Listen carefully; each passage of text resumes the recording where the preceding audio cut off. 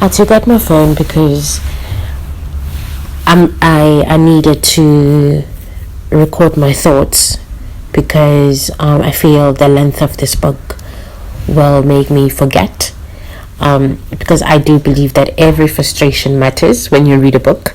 Every emotion you have is quite important to be captured somehow. So I'm reading Daughters of Nri, and I love everything about it, yeah. But like, I love the cover. I love what it represents. I love how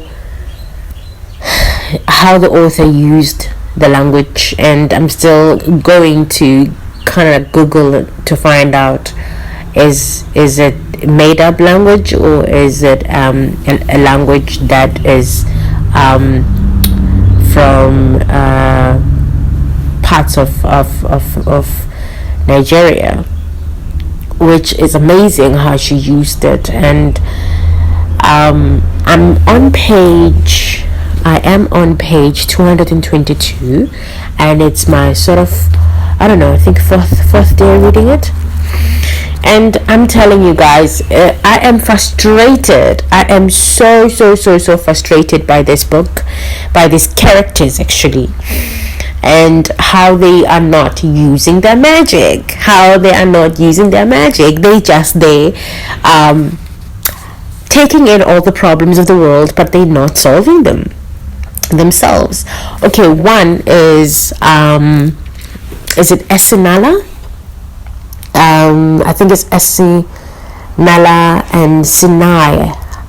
I might be I know the one, the other twin is Naala. She is the one that is stuck somewhere in a forest called Farufu Forest, and she's just stuck.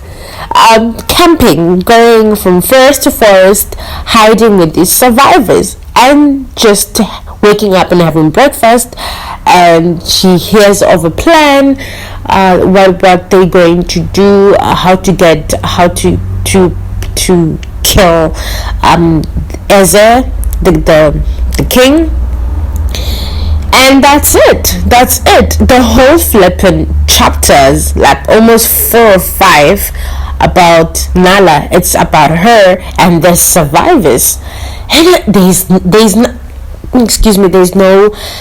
no battle, there's no fight, there's no her using or magic. I know, okay, the book starts with promising me as a reader that these two sisters, or these two sisters, they have some kind of power or magic that they don't know about.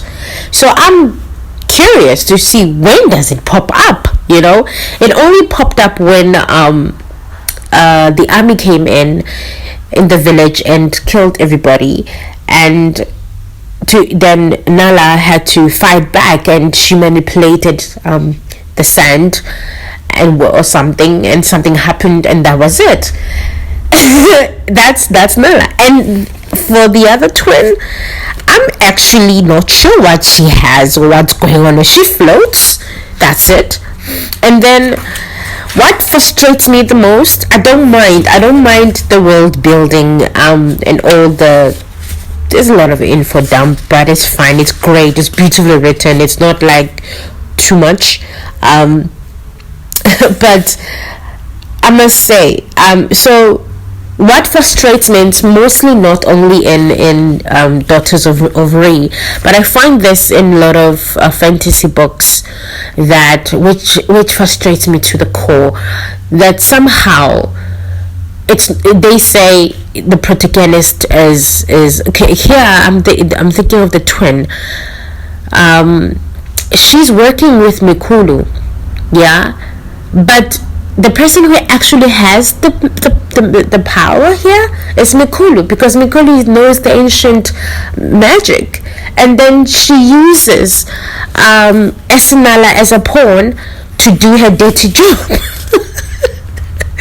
but it's not Esinaala who does it. It's not like she has the power. That frustrates me.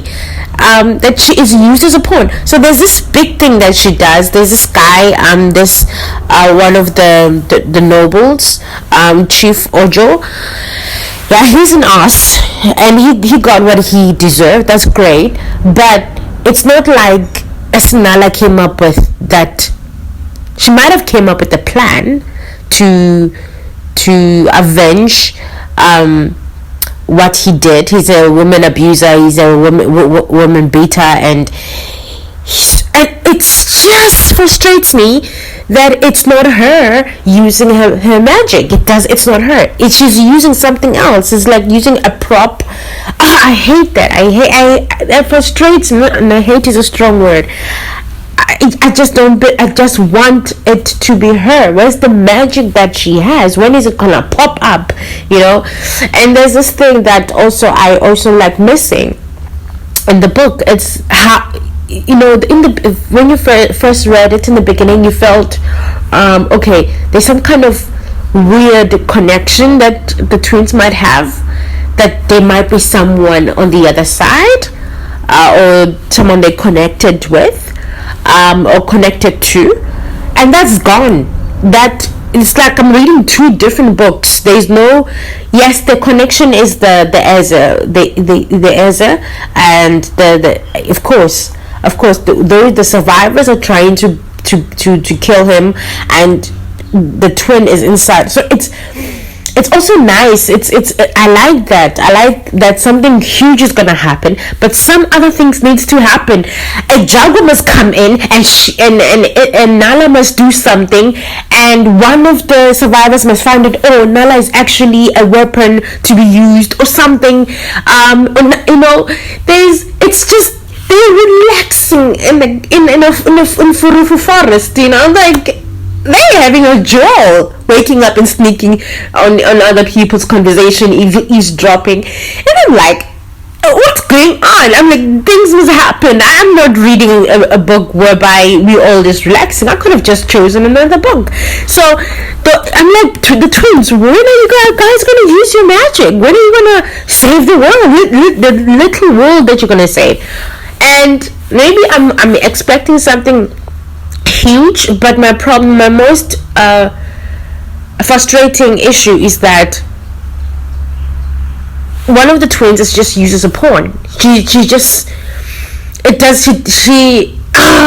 Look, I just wish that she knew the magic, the ancient magic, or she doesn't need to be told, and it shouldn't be so foreign for her. And when there's this thing that she did, she fell. I was so excited because I was curious because I'm like, oh gosh, how did she survive that fall? She should be dead. Also, of course, she was thinking that was beautiful. That made her human. But then it must reveal how she was saved. Then it turns out that it was Meekulu with her magic and her medicine. I'm like, this story should be about this old woman then. You know what I mean? The twins are not doing anything amazing.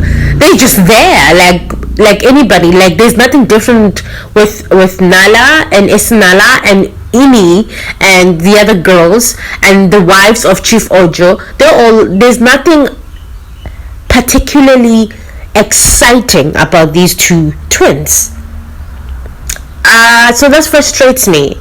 The whole shebang of pages, and I'm on page 222, and I'm like, I've been reading this book and I'm still like, girls, where are you? What are you guys gonna do? Alright, so those are my thoughts, and I'm hoping something is happening, because listen, this book is too beautiful for these girls to not show their magic, their power, exalting their power. I want to see their power being used. I want them to recognize it. I want them to come of it. I want them to save the little worlds, the little moments. I miss that. So there we go.